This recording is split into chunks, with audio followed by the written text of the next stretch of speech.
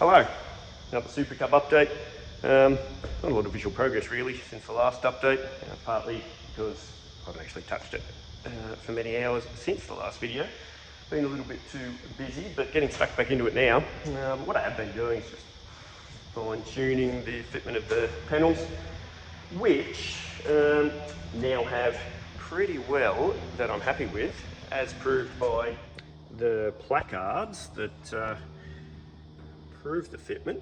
So what I'm going to do now is remove all of these ones so that then I can get in behind there and start fitting things like flaps, pulleys, cables. It'll just be heaps easy to do without those panels in situ. And that is what the other side of it looks like. Flap lever there. Obviously everything's very loosely connected at the moment. The cables runs around, pulley in there, and this is where it then bolts to the individual flaps left and right there. Go out, and I can't actually do it whilst I'm holding the camera, but the flap lever will pull this back and that moves the flaps, which then lock through the ratchet mechanism on the lever, and this bit of it actually sits into the seat fitting, so that's what holds it rigid. Obviously just using all of this for reference, because I will put new cables, but at the moment just using the old ones for knowing where everything went, because the manuals are adequate but reasonably vague, so it's easy just to have a template.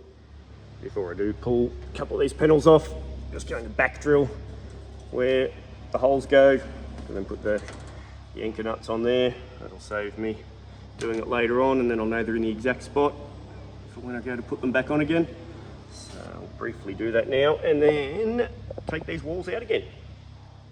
So I've just put the throttle controls on and they're linked together through this rod here. And the way it goes on is it goes onto this bolt that's welded at the back here, and either side of the actual throttle arm itself has a little nylon washer, and then the only way the friction's adjusted is by the tension on this nut here with it, which then has a split pin through it. So there's no pilot adjustable throttle friction, so that's why I'm pretty keen to get this one how I want it, because it'd be a pain to have to adjust after the fact.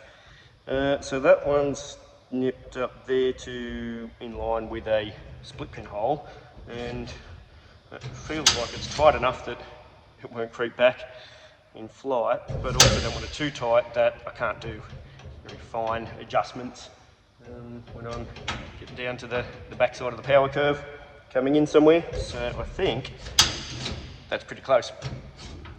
My J3 that I used to have, it was a pain in that regard. It used to go like that, and then it'd just, the vibration would just creep its way back. So hence I'm keen to get this one as close as I can. I've just removed the roof off the old frame, or what was left of it, and I've kept that as a bit of a template of what needs to go where. But what I'm doing now is removing this panel here, which is the circuit breaker switches panel, because that's going to have to be remade. It's all twisted, but this one can be used as a template.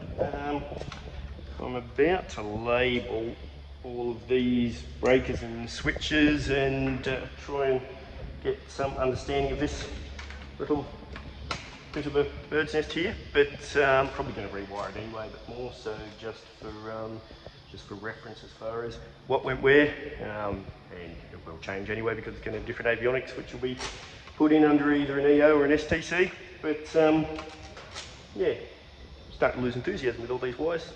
Starts to get rather tedious trying to pull twisted bits of metal off. Here we go.